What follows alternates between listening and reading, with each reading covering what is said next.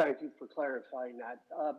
When Secretary When were you made aware of Russian material support of the Taliban, who we all know have been killing American troops in Afghanistan for years, and what action did you take? Congressman, let me say on the first part, though, of your statement, you talked about credibility of threats and all that. As you've heard us say, that the reports have not been corroborated. Nonetheless, my understanding is that some intelligence agencies believe that. There's not general consensus on that. But the bottom line is, all the defense intelligence agencies have been unable to corroborate that report.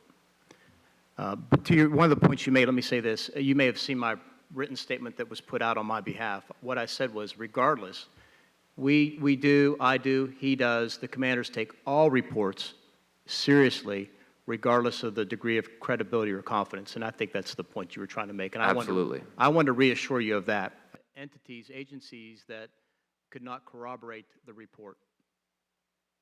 Yeah, so I didn't see the first report until February when it came out in a intelligence piece of paper. I think General McKenzie and General Miller, the chairman will help me here, got some initial reporting on the ground that they began pursuing. Neither thought the reports were credible as they dug into them.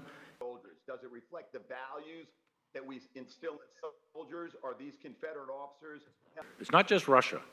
There's many other countries that are influencing various actors in Afghanistan.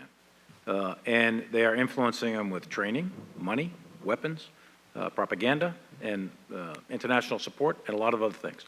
And I'm not going to go into source and methods how we know that, but we know that. With respect to Russia, Russia is one of those countries that's been doing that for years. And they're doing it for their own reasons. The military action for us, and they're doing it through the Taliban and Haqqani and other groups. So the military action for us is the issue, first and foremost, is force protection. Regardless of who's providing weapons or who's providing money, our force protection measures are at the highest levels, and they're going to stay at the highest levels as long as we have troops out there. But just so that I could focus the question. But I want to go to what we're doing for action.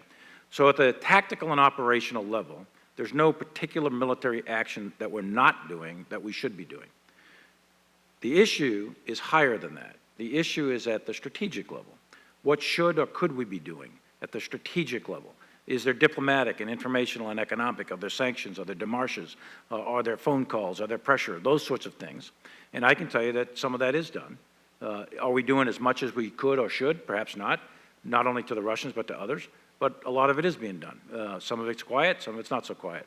But don't think that we're not doing anything, because that's not true.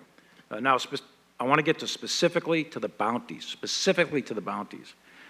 That is a unique, discrete piece of information that is not corroborated. You've all been briefed on it. I have too, and I and the Secretary and many others are taking it serious. We're going to get to the bottom of it. We're going to find out if, in fact, it's true, and if it is true, we will take action. Military are minorities, and in the Army, for example,